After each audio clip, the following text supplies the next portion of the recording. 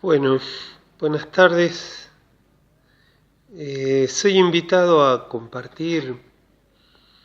algunas ideas, algunas notas sobre un hecho histórico que en estos días en La Rioja se vuelve significativo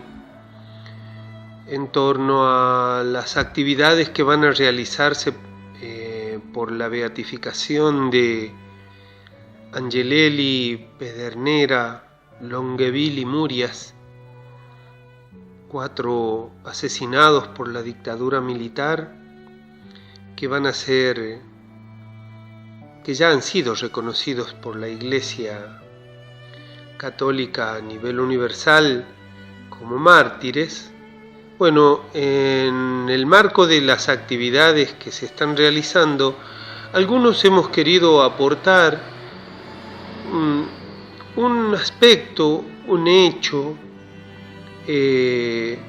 entendemos resulta significativo para comprender a Angelelli. Ese hecho es un hecho que protagoniza junto a unos 40 obispos más. Ocurre en la ciudad de Roma en noviembre de 1965, cuando ya está terminando el Concilio Vaticano que había iniciado 4 años antes,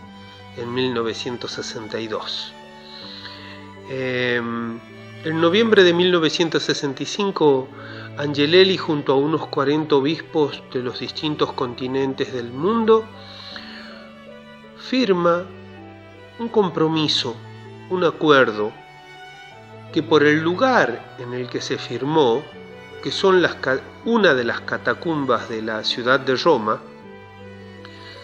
es conocido como el Pacto de las Catacumbas. También es conocido en la historiografía europea como el Pacto de los 500,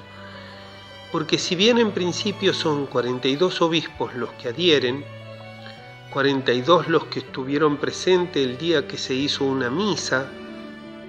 para sellar este acuerdo y para firmarlo, después con el tiempo alrededor de 500 obispos son los que terminan adhiriendo a este pacto. Bueno, lo significativo de ese documento, en su brevedad, porque solo son 13 puntos los que se han firmado, que no ocupan más de una carilla. Algunos de los puntos tienen un renglón, 2 renglones. El tema es lo significativo que resulta. El tema es que dice allí muchas cosas, profundas cosas, que se esperaba que fuesen dichas en los textos conciliares, es decir, en los documentos que se aprobaron durante el concilio. Pero eso es algo que se logró a medias. Dado que en los textos del Concilio Vaticano eso no estaba, posiblemente eso los haya llevado a este conjunto de obispos a ratificar igualmente su voluntad y a comprometerse con estos otros puntos, además de con lo que ya se había aprobado en el concilio, a vivir, a ejercer su sacerdocio, sus obispados, sus vidas de cristianos, cada uno en su respectivo lugar, también desde ese documento que estaban firmando. Concretamente, tiene que ver con la Iglesia de los Pobres como un proyecto eclesial, la vida de los obispos desde la pobreza como la gente de sus propios obispados y diócesis, la renuncia al lujo, a la riqueza que había sido típico de otros momentos de la vida eclesial. Es decir, estos obispos lo que quieren es que sus vidas de pastores, es el lenguaje que usan, se parezca más al de sus feligresías, al de sus ovejas en el lenguaje cristiano, y que los pastores vivan tan pobre como su pueblo, de manera que puedan asumir el compromiso de revertir esas situaciones. El documento tiene contenido fundamentalmente eclesial, pero no evita la lectura de la realidad del mundo. Habla de que los 2/3 de la humanidad en ese momento viven en la pobreza. Si ese documento se tuviera que hacer hoy, posiblemente tendría que decir más de 2/3, pero en ese momento ellos hablan que 2/3 de la humanidad están sumidos en la pobreza y que no se puede ser un verdadero cristiano sin hacerse cargo de esa realidad. Reivindica la obligación de la Iglesia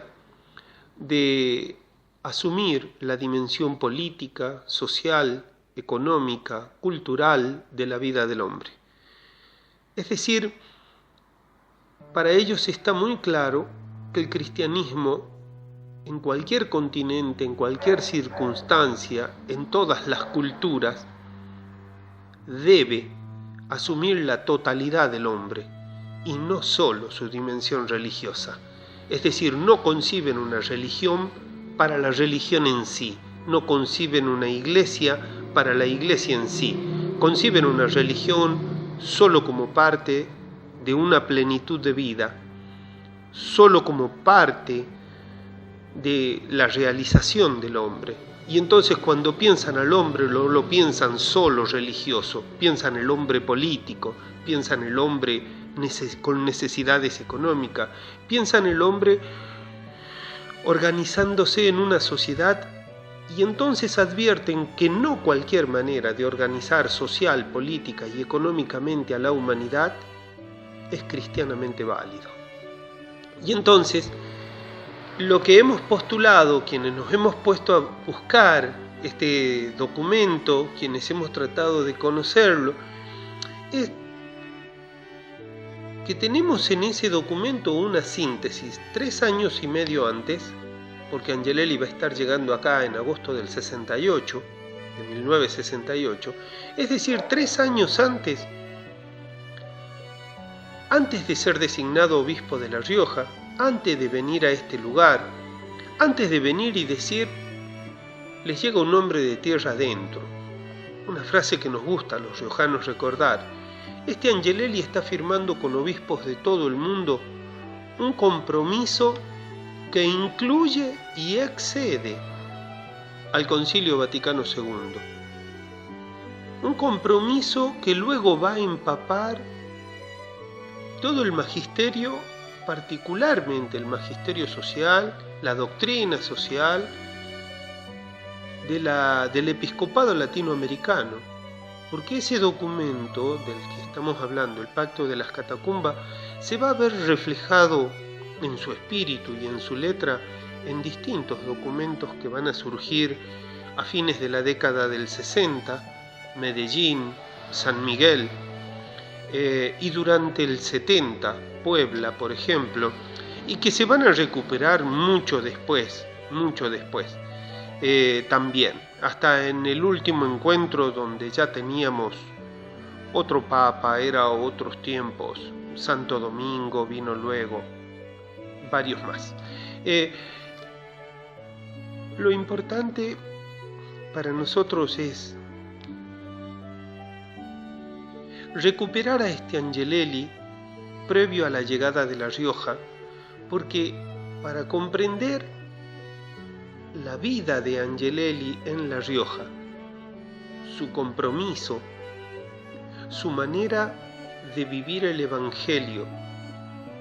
el espíritu con que asumió la persecución a la que fue sometido en La Rioja, tanto en términos religiosos como políticos, y para comprender finalmente su muerte, que ahora se confirma por vía judicial que es un asesinato, por vía eclesial que es un martirio. Para comprender entonces tanto su vida como su muerte, este documento es fundamental. Por eso hemos querido ponerlo sobre la mesa,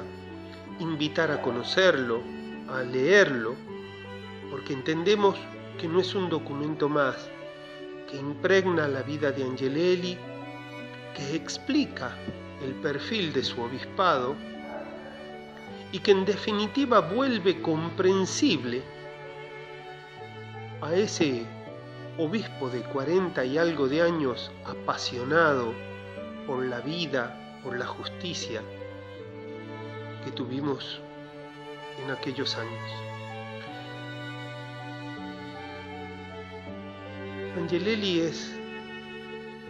un tipo que inspira a cristianos y no cristianos. Angelelli es un hombre que construyó amistades con católicos, no católicos, con gente con religión y sin religión, que no, como él decía, que no era el obispo de los católicos, terminó siendo el obispo de los riojanos. Para cerrar, me gustaría decir que entre uno de los 13 puntos, quienes firman ese acuerdo renuncian, lo dicen de manera explícita, al trato que milenariamente la Iglesia había aceptado para sus dignatarios, para su jerarquía, como los de su excelencia, los títulos de reverendísimo, de monseñor, de reverendísima excelencia y otros. Bueno, Angelelli firma, como los demás obispos, una renuncia a ser tratado de ese modo. Así que quizás muchos riojanos, sin saberlo, fueron cultores de esa renuncia, fueron partícipes de esa renuncia, porque debe haber muy pocos casos en la historia donde un obispo, en lugar de monseñor o de obispo, se le termine diciendo ni siquiera su nombre, que era Enrique Ángel, sino un apodo, bien a lo riojano, Pelado o Pelau. Bueno, no es una falta de respeto en el espíritu angeleliano hablar del pelado Angelelli o del pelao Angelelli. La gente que tuvo la necesaria confianza, la cercanía para tratarlo así, jamás le faltó el respeto, porque sin saberlo, y antes de llegar a La Rioja 3 años antes, él mismo firmó un documento en el que decía que no quería ser tratado de esa manera. Así que bueno, mi invitación es a leer, a buscar. En internet hay mucha ayuda, hay libros también publicados. El Pacto de las Catacumbas, una linda puerta por la cual entrar a la vida de Angelelli, a un testimonio de vida y a la de otros. Gracias por la invitación, gracias por la posibilidad.